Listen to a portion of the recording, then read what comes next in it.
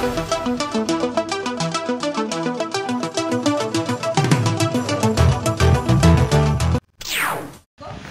a atenderse por el área de medicina general. Es allí donde, luego de atenderse y sacarle sus exámenes como la ecografía, se percata el médico general que es un paciente pues, que requiere cirugía porque tiene litiasis vesicular.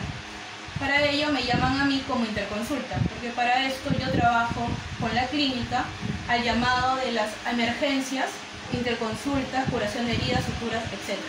Entonces siempre estábamos el llamado. Entonces me llamaron para poder atender esa interconsulta. Es allí donde yo acudo a la clínica el día 2 de junio y me conozco con los señores y entablamos pues la primera consulta, ¿no? Donde se le explica todos los procedimientos, se le explica todas las posibles complicaciones, la preparación a una cirugía, todo lo que abarca a ello, ¿no? Y es ahí donde se le dan los exámenes prequirúrgicos y el riesgo quirúrgico que tiene que tener el paciente antes de ingresar a sala de operaciones. Hasta allí fue mi primer contacto con ellos. Usted diagnosticó para hacer una operación a él, ¿le recomendó? Claro, el señor tenía una colecistitis crónica calculosa, la cual requería una intervención quirúrgica. Fue muy urgente. A ver, hay que poner también en contexto uno de los temas que también ha sido controversial.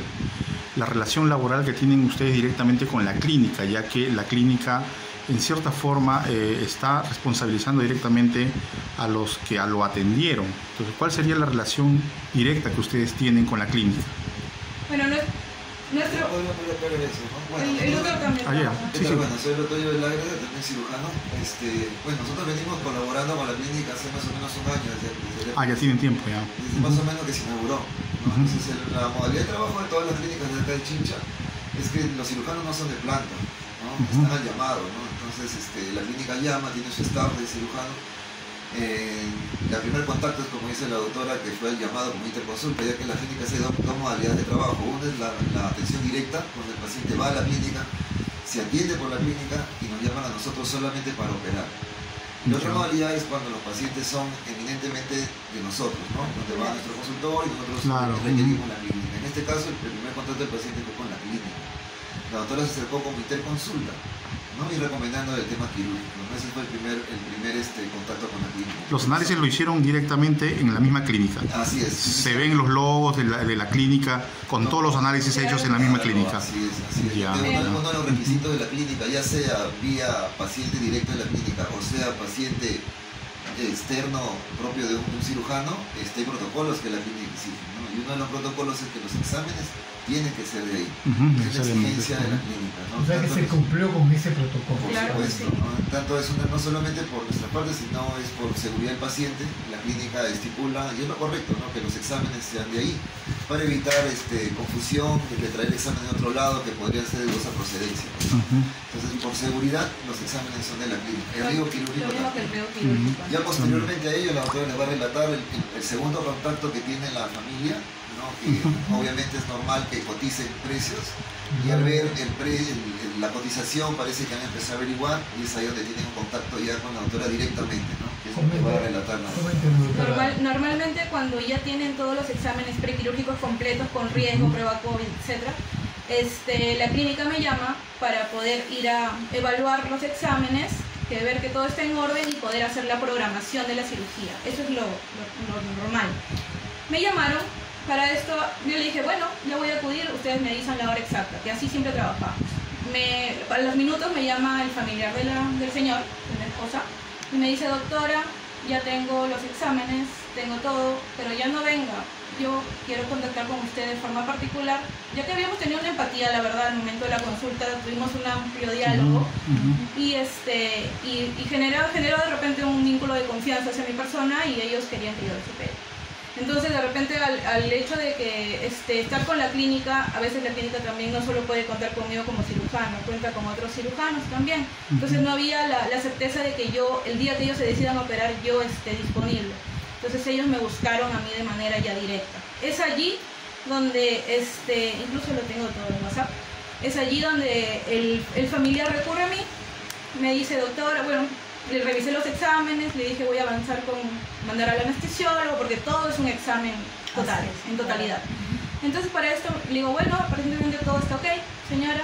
Me dice, doctora, le confirmo el día de la operación, y ahí quedó nuestro diálogo. Días posteriores ya se comunican conmigo, pasado me parece que 3 días por ahí. Ya se comunican conmigo que habían decidido ya operarse. Entonces, para esto también vale acotar que nosotros, como trabajamos con la clínica, como les decimos, pues le comenté a la señora que habría de repente también un conflicto de intereses, o sea, por el tema del paciente, ¿no? Que primero llegó por la clínica y luego se comunica directamente, y yo no quería tener conflictos pues de laborales con la clínica. Le opté y le dije, posiblemente mejor hay que operar en otra de las clínicas, porque nosotros operamos en varias clínicas aquí. Pero ellos, la señora en mención y el paciente, siempre quisieron estar en la clínica, pues no tenían la confianza de que la clínica pues era lo mejor que hay acá.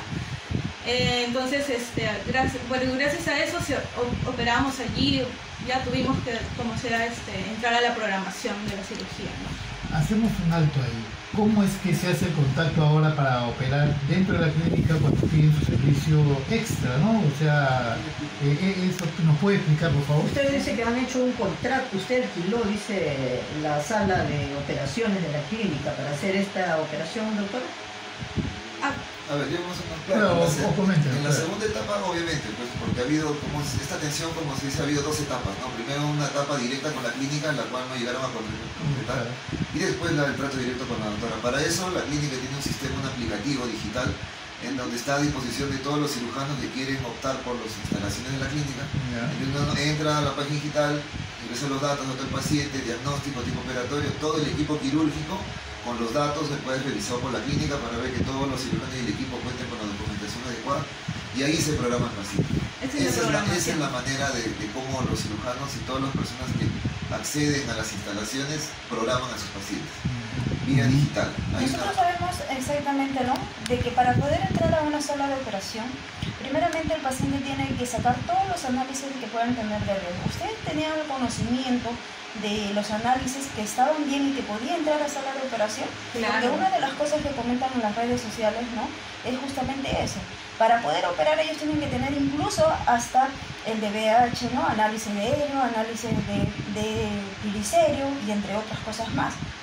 Sí, claro, todos los exámenes prequirúrgicos, como vuelvo a repetir, el señor se los realizó en la misma clínica, con todos los riesgos, radiografía de tórax. Un paciente antes de operarse, también entra un filtro, ¿no? ¿Y cuál es ese filtro para decir si un paciente va a tolerar un acto quirúrgico? El documento médico legal que acredita que un paciente puede tolerar ese acto es el riesgo quirúrgico. Y tenía la documentación del riesgo quirúrgico como riesgo catalogado de número 2. Es un paciente que sí puede tolerar una cirugía de vesícula. Ahora, disculpen,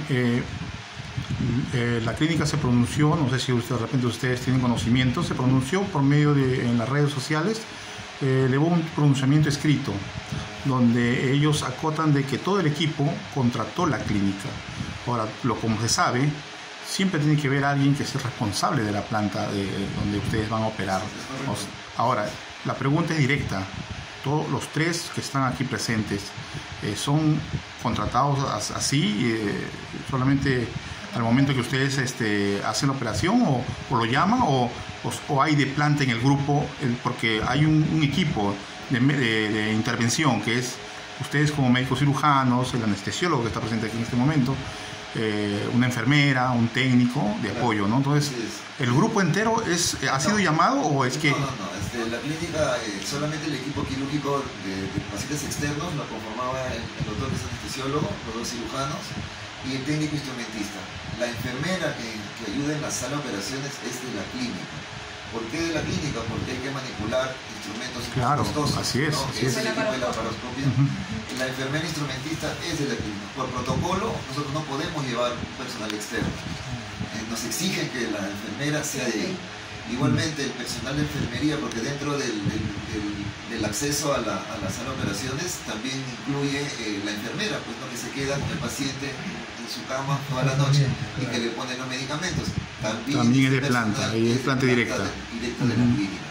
Igualmente todos los pacientes postoperados que salen de la operación, la enfermera que monitorea. Hay un seguimiento que se le hace, ¿no? Se queda con el paciente monitorizando en el postoperatorio, en sala de recuperación, es personal de la clínica. No es de nosotros. Directamente. Ahora, ¿qué pasó con el paciente? O sea, ustedes lo intervinieron, ya tenían todo el riesgo quirúrgico, todo, la sala. ¿Qué pasó con el paciente? Definitivamente, ¿qué ha pasado? Si me permiten intervenir, muy buenas tardes con todos. Yo soy el doctor Manuel, médico anestesiólogo. En principio, yo inicio hablando de que todo trabajo y todo acto en la parte anestésica tiene como principal objetivo la seguridad del paciente. Y para ello nosotros hacemos una evaluación muy exhaustiva previa a la cirugía. No es de que yo vaya desconociendo las posibles enfermedades o posibles riesgos que el paciente pueda tener estando yo en sala de operaciones. Este paciente, el señor Miguel, es un paciente obeso, 125 kilos, pero que tener en cuenta que un paciente obeso tampoco está libre de poder tener un problema como un cálculo vesicular que requiera una cirugía. Al llegar el paciente a sala de operaciones en compañía de sus familiares, se había evidenciado que no se había podido canalizar su vía periférica y no era un problema porque lo hemos podido poner dentro de sala de operaciones. Se ha podido preguntar al señor y a sus familiares sobre sus antecedentes personales, hipertensión, diabetes o alguna otra enfermedad que condicionara algún riesgo para poder estar al tanto de lo que valoramos la vía aérea. Es un paciente obeso, cuello ancho, boca, tenía muchos signos predictores de vía aérea y se le explicó al paciente y al familiar la posibilidad de que no solamente podríamos ingresar con una anestesia regional, que si no era factible también la posibilidad de intubar a nuestro paciente. O sea, que la clínica nos da la posibilidad de tener las armas por si es que necesitamos pasar anestesia general, si es que fuese el caso. Vamos preparados justo previamente a la intervención para poder, no podemos estar corriendo o teniendo la emergencia de buscar las cosas cuando se presenta la emergencia en sala de operaciones. Ahora doctor, lo que los familiares salieron a decir en las afueras de la clínica es que el paciente habría sufrido un shock anafiláctico. A esto voy. Y directamente acusan, ¿no?, por decirlo de esa manera, hasta que existan las pruebas necesarias para la familia, es de que el anestesiólogo habría incurrido en una especie de negligencia. No hablamos de negligencia porque un shock anafiláctico hablamos de una reacción a algún medicamento. Y lamentablemente yo tampoco soy adivino cuando mi mismo paciente y los mismos familiares desconocen de alguna alergia conocida del paciente. Así es. Nosotros hemos podido ingresar a sala de operaciones, hemos podido monitorizar a nuestro paciente como protocolo regular, hemos podido sentar a nuestro paciente para poder administrar nuestra anestesia regional sin problema. A pesar de su condición, su contextura, nos hemos podido acceder a un abordaje rápido sin ninguna complicación, siempre apoyándolo con una máscara de oxígeno porque complemento con una sedación endovenosa para poder el paciente calmar durante la cirugía. Es lo que es normalmente mi forma de cómo trabajar. Ya la cirugía estábamos a medio, ya estaban los trócares estaban ya, ellos ya estaban interviniendo la vesícula y yo empiezo a preparar mi antibiótico en un cloruro de 100 para que vaya administrándosele a la par de la hidratación con cloruro de sodio. Y es ahí como a los 5 minutos encuentro que signos vitales hay cambios significativos, donde la saturación inicialmente fue lo que pude identificar. Es ahí donde yo decido intubar al paciente. ¿Ya? No lo pude hacer en el primer intento porque estaba posicionado en una posición netamente quirúrgica, porque los doctores estaban interviniendo. Hasta donde nosotros podemos entender, en la sala de operación, ¿no?, a la hora de operar, o sea, El paciente, toda la operación salió excelente, a favor de, ¿no? Como cualquier operación.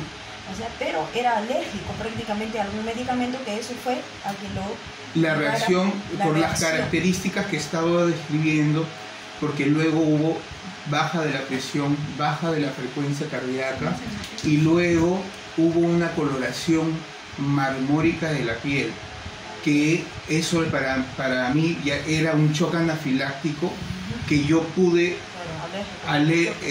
asociarlo en ese momento más a la ceftriaxona, el antibiótico que se le estaba administrando desde hace unos minutos atrás. Y es ahí pues donde a mi parecer concluimos de que podría ser una complicación intraoperatoria adherida al paciente definitivamente. Lo que se ha realizado y lo que se ha podido identificar inmediatamente a la desaturación yo necesito asegurar mi vía aérea. Por eso la intubación orotraqueal con un tubo se ha podido fijar, se ha podido dar ventilación mecánica con nuestra máquina de anestesia, y luego al encontrar que la frecuencia cardíaca junto con la presión arterial se mantenían bajas de forma sostenida, hemos podido revertir este cuadro con medicación específica, con epinefrina y atropina. Es ahí donde también hemos tenido el apoyo del doctor cardiólogo, que también ha ido supervisando todo este proceso, que ha sido aproximadamente entre 5 a 10 minutos, porque uno también en el tema de asegurar la vía aérea y luego estar viendo lo del tema hemodinámico y el sistema cardiológico. Luego de haber visto todo este cuadro, nos hemos dado con la gran sorpresa que el paciente ya, la presión poco a poco ha ido mejorando, la frecuencia cardíaca poco a poco ha ido mejorando, y la piel de esa coloración marmórica y con signos, era más que podría asociarse a cianosis periférica, empezó a volver a un estado, a una coloración normal de la piel, ¿no? El evento sucedió en sala de operaciones de forma inesperada, pero se pudo actuar de forma rápida, porque es un evento, es como un broncoespasmo, un espasmo bronquial, uno no lo espera, pero sí se debe actuar de forma rápida, porque eso puede conllevar a una insuficiencia mucho más brusca y que puede producir un problema mayor. Al no contar en la clínica con UCI, ¿cómo es que ustedes deciden ya, ¿no? trasladarlo a los como pasó este evento identificamos al shock, pudimos estabilizar al paciente, que es lo que los doctores estaban con media vesícula intervenida. Hemos decidido que continúen los doctores porque ya estaban terminando su cirugía, y hemos estado con el doctor, el cardiólogo, de forma paralela, verificando cómo estaba el estado hemodinámico del paciente. Terminando la cirugía, el paciente estaba con mucho mejor su esfuerzo respiratorio, e incluso con la intención, valorando también con su esfuerzo respiratorio y la ventilación mecánica, que había la posibilidad de extubar al paciente. Y es más, el paciente llegó a extubarse. Se llegó a extubar y solo ha sido apoyado con una máscara de oxígeno, con signos vitales de no recuerdo exactamente los signos vitales exactos, pero presión normal, frecuencia cardíaca normal, saturando más del 98%.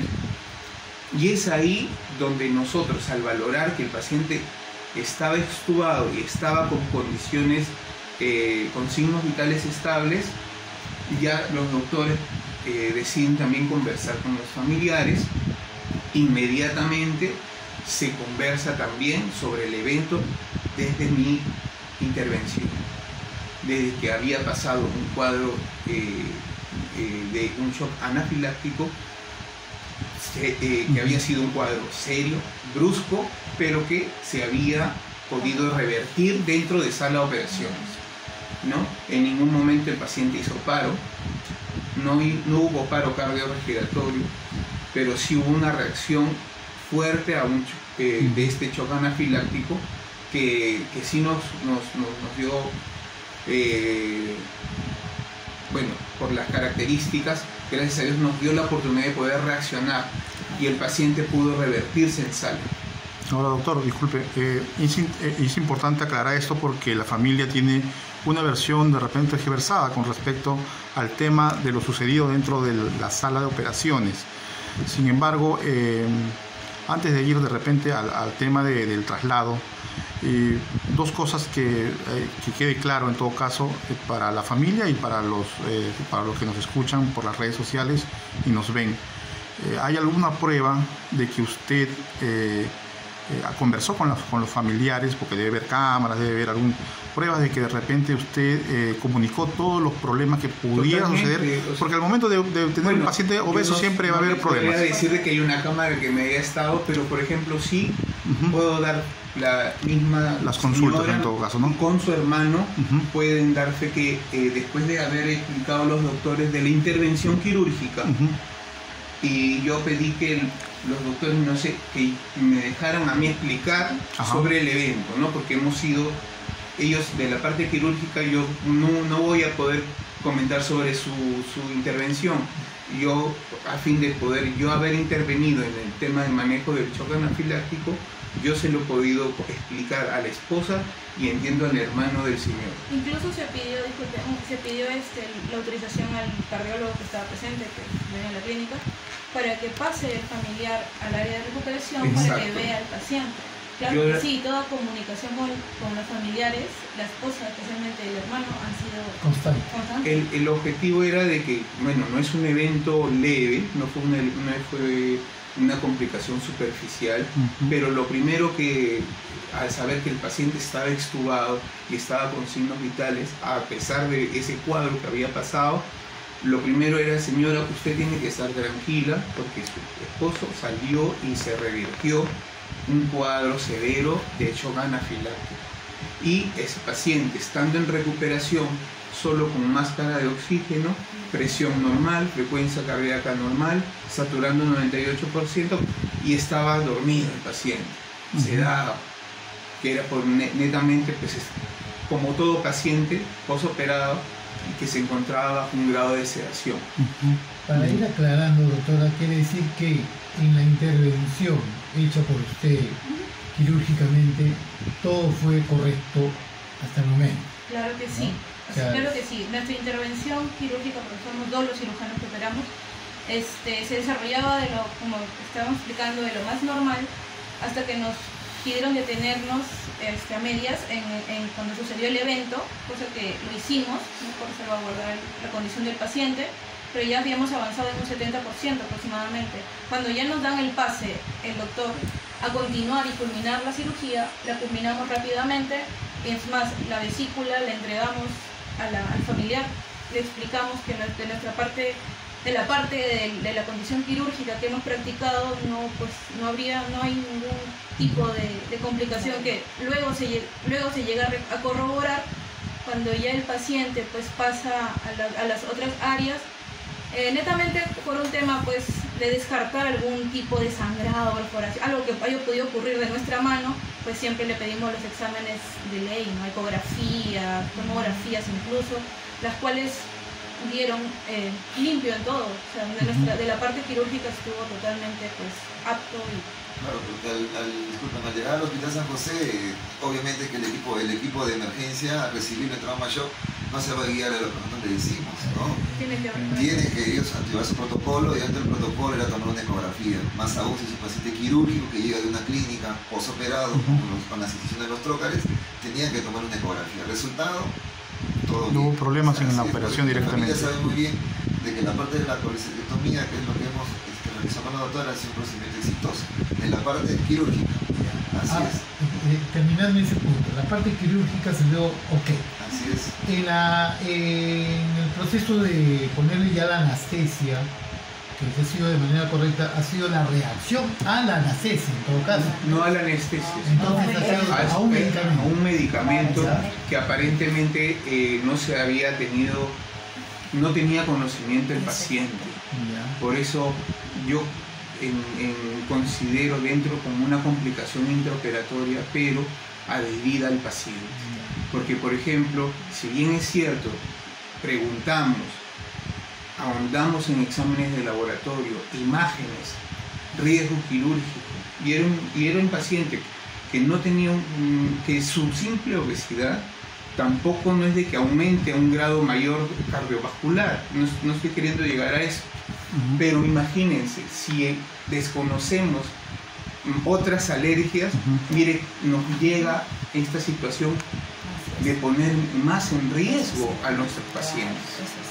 Ahora, doctor, disculpe, no se quiere de repente incidir en el tema, porque la idea de estar reunidos aquí con ustedes es de aclararle a la población lo que ha sucedido, porque lo que ha corrido en las redes, en los canales de televisión, en las noticias, es sobre la versión de los familiares y en cierta forma la frialdad con la que de repente la clínica se pronuncia en redes sin de repente dar una versión mucho más detallada como ustedes lo están explicando. Sin embargo, lo que se quiere también es ahondar, detallar en el proceso, en el momento en que el paciente cae mal, porque los familiares dicen que hubo negligencia médica, inclusive dicen que fue en el momento en que se le aplicó la anestesia y todo lo demás. Es lo que se quiere aclarar para poder pasar al siguiente tema. ¿Ustedes han revisado el historial del paciente? ¿No saben si ha sufrido de COVID? Si de repente tiene algún tipo de otro tipo de enfermedad que de repente acaecía en ese momento o estaba pasando por ese episodio y de repente ustedes no le comunicaron? Bueno, normalmente nosotros como cirujanos justamente nos apoyamos en el riesgo, ¿no? La especialidad encargada de hacer el filtro es claro, ese es el documento que yo como cirujano necesito tener para operar a alguien. Claro. Ahora hay que tener en cuenta de que el riesgo quirúrgico va de número 1 a 5. Por más sano que sea un paciente, el cardiólogo pone 1. No existe riesgo 0. O sea, legalmente el documento ante la ciencia, actualmente en el 2023, no existe una prueba, una máquina que te diagnostique y te diga que tú tienes riesgo 0. ¿No? El documento, no te va a pasar exactamente, ya desde sí, el documento y la escala para valorar un riesgo cardiológico empieza de 1. No existe el 0 absoluto. Entonces parece que el paciente estaba dentro del... A pesar que le han dado un riesgo 2, igual no escapa de que sea algo absoluto, ¿no? Por ahí parece que hay un tema también del... Ustedes, luego de esta situación adversa para el paciente, ¿no? Ustedes han dialogado con la familia, ustedes le han explicado todo este Inmediatamente terminada la cirugía. ¿Por qué los familiares están reclamando, están pidiendo justicia en las puertas de la clínica? Denunciar. De la salud, o sea, Bueno, yo le puedo aclarar, bueno, el contacto con la familia y la comunicación ha sido perenne, ¿no? Nosotros con la doctora, no es el único paciente que hemos operado, tenemos muchas cirugías exitosas en Chincha, pacientes que no se han respaldado en este evento que ha habido. Obviamente el paciente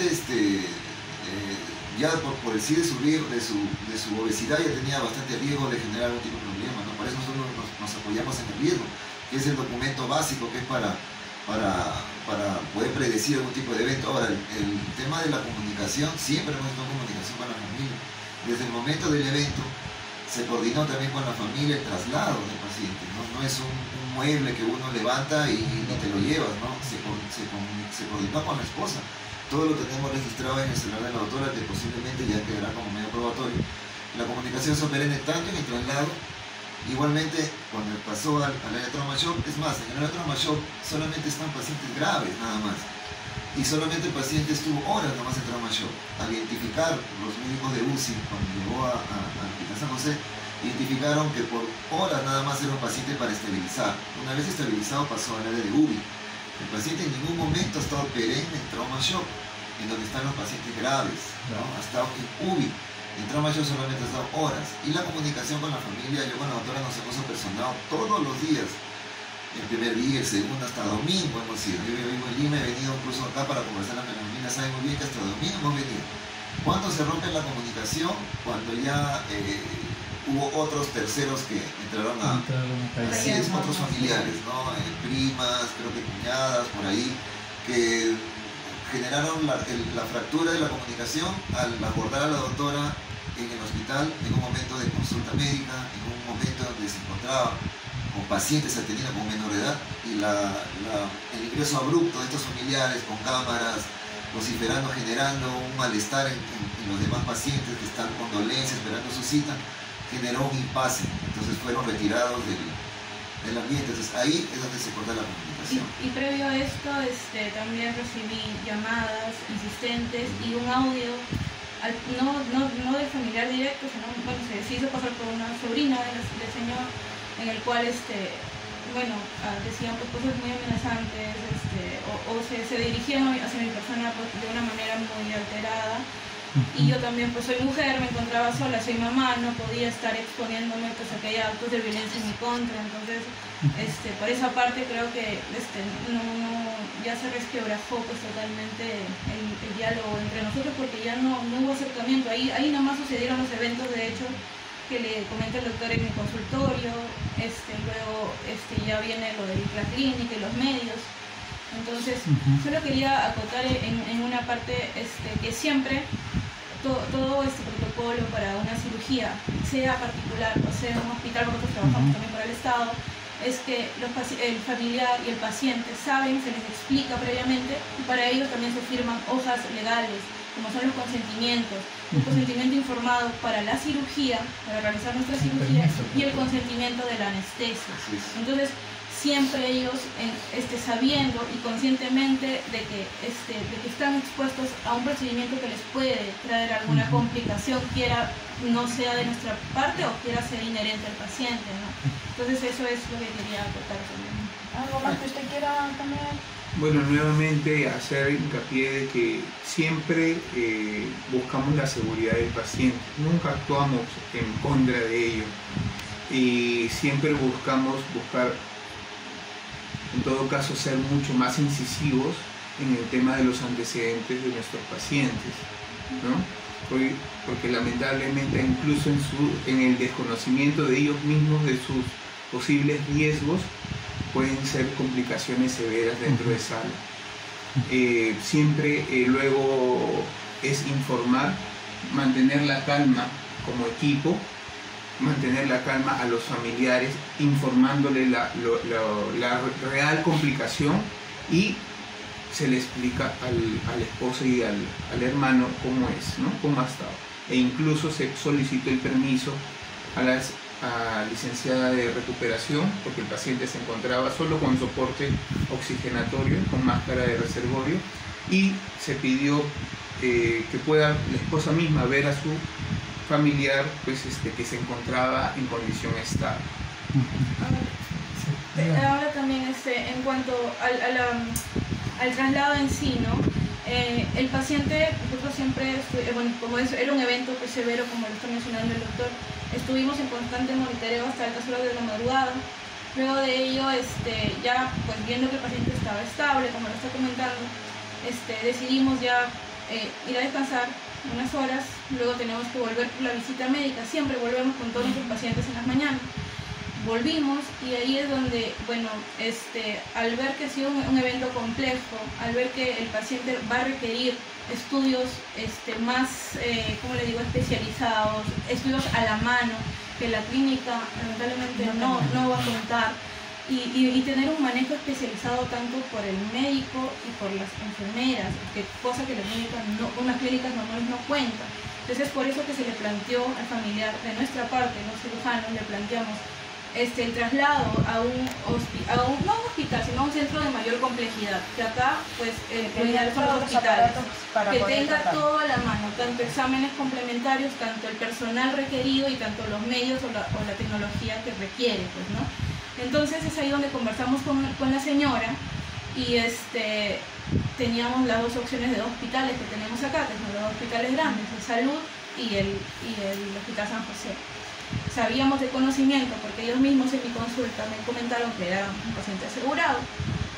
Señora, tiene las dos cartas sobre la mesa, pero a nuestra recomendación, como recomendación nuestra, le dijimos, un hospital que se resuelve mucho más, porque trabajamos allí y sabemos cómo resolvemos, es el Hospital de San José, en comparación con el otro hospital.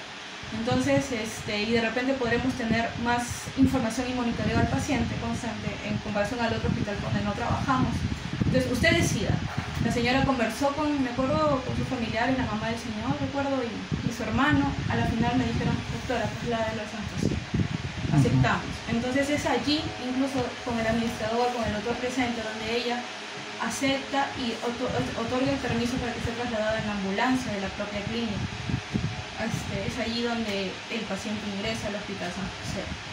O sea, no podemos nosotros decidir sobre un paciente que tiene familiares, siempre tiene que ser con las debidas coordinaciones.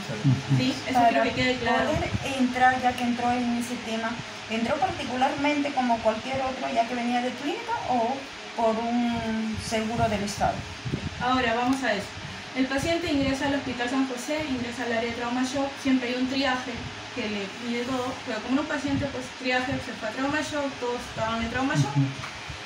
Se le pide al familiar siempre, como a todo paciente que va al hospital, señora, el área de triaje le dice saque la ficha médica en el área de admisión.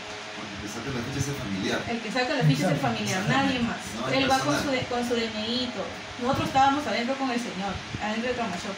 Entonces es ahí donde la señora, la esposa, va al área de admisión y se acerca con la ficha requerida, le da al personal de triaje, el personal de triaje lo trae y vemos que tenía una FUA, que eso normalmente son en pacientes que tienen CIS. Entonces el personal de triaje en ese momento fue a corroborar nuevamente si es que esto es real, ¿no? Porque a veces se pueden confundir. El de admisión le dice, acá me sale con CIS. Entonces, bueno, lo traen.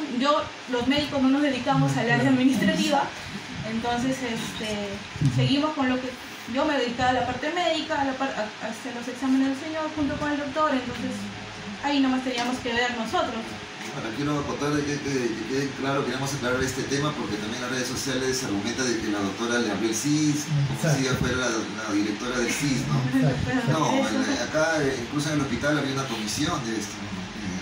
La jefatura del CIS obviamente nos ha preguntado qué sucedió, ¿no? Y ya se determinó mediante la comisión de que ni la doctora ni nosotros teníamos injerencia en abrir un CIS, ni tampoco se había hecho el CIS en el Hospital San José, sino es que el paciente parece que tenía doble percepción y ya no tenía salud. Entonces en el seguro le figuraba que tenía salud, pero como un periodo de latencia. Es cuando uno te despide y todavía tienes unos 3 meses que figura. Entonces en el sistema de salud figuraba que sí era asegurado, pero en el sistema del CIS no figura como asegurado, ¿no? Entonces en automático ya se ha hecho una investigación y el CIS ha sido aperturado y autorizado en Lima. Así es. El sistema en automático, al identificar a un paciente que llega en esas condiciones y que el sistema del hospital del CIS no le figura de salud, en automático le abre el CIS. Y eso ya viene desde la pandemia, ¿no? Que se autorizó por una ley que tiene que a todos abrir el CIS. Para terminar, no tenemos interés en eso. Para terminar, doctores, ¿ustedes siguen trabajando en la clínica? ¿O siguen haciendo consulta ahí?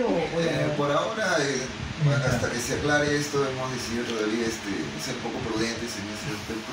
Así es, lo que queríamos resumir nosotros para la población chinchana, que normalmente siempre confía en nosotros, que pueden seguir confiando en nosotros. Nosotros siempre hemos trabajado con la doctora con el mismo profesionalismo. En este caso nosotros hemos cumplido todos los estándares de cuidados, tanto en el preoperatorio con los exámenes, en el intraoperatorio entre el evento que se reaccionó rápido, y en el postoperatorio de una manera preventiva trasladar al paciente, porque el paciente no se ha trasladado porque estaba grave, el paciente se ha trasladado estable, con funciones vitales estables. Tanto es así que trauma shock solamente estuvo horas nada más.